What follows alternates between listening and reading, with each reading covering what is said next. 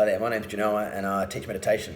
So prior to becoming a meditation teacher, I was actually probably one of the most anti-meditation or spirituality people you could have out there.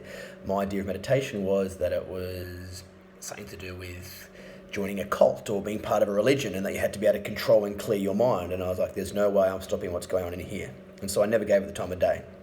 It wasn't until I was about 28 years old and having lived a life experiencing things like anxiety and negative thought patterns and some pretty stressful situations where I couldn't sleep without having headphones in. But I just thought that was what life was, and we just had to all push through it, and that was it.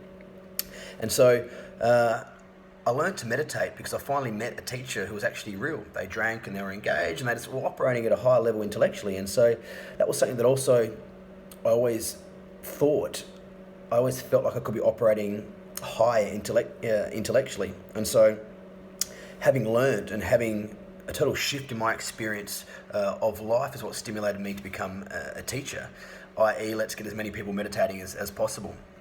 So the brilliant thing about where we are today is that there are techniques out there that aren't necessarily associated with living a monastic life. So they're easily weaved into our everyday busy lives. And the technique that I teach, which is based around Vedic knowledge, is very much about that. It's about performance, and it's about releasing stress and fatigue out the system. So the way it works is you get given a mantra, which is a sound or vibration, which you whisper internally.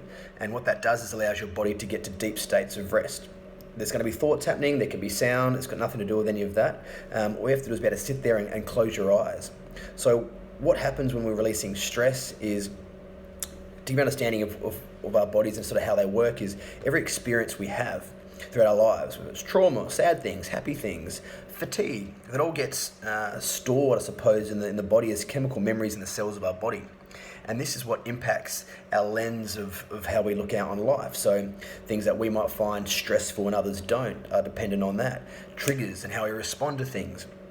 And over time, this all piles up in our bodies, and so in our nervous systems. And so nervous systems that are under pressure cause us to experience things like anxiety, negative thought patterns, and things like that, not be able to sleep. There's a myriad of things that everyone experiences differently.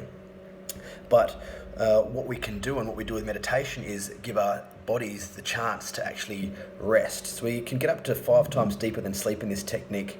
And when our bodies can do that, it throws off and releases all the old stress and fatigue out of our system that are impacting how we operate in our waking state. And what's also happening is we are stimulating our brain in a total state of coherence, which is directly related to increased intellectual ability, learning ability and memory and things like that. So A, we're getting deep rest for our body, and B, we're stimulating our brain. And so I guess the brilliant thing about this is you don't actually have to change anything else about your life. You don't have to stop drinking. You don't have to believe anything particular. All you have to be able to do is sit down and close your eyes for between 10 to 20 minutes, and the technique still has a profound impact on the body, which is why I got into it in the first place and use it almost as a performance technique.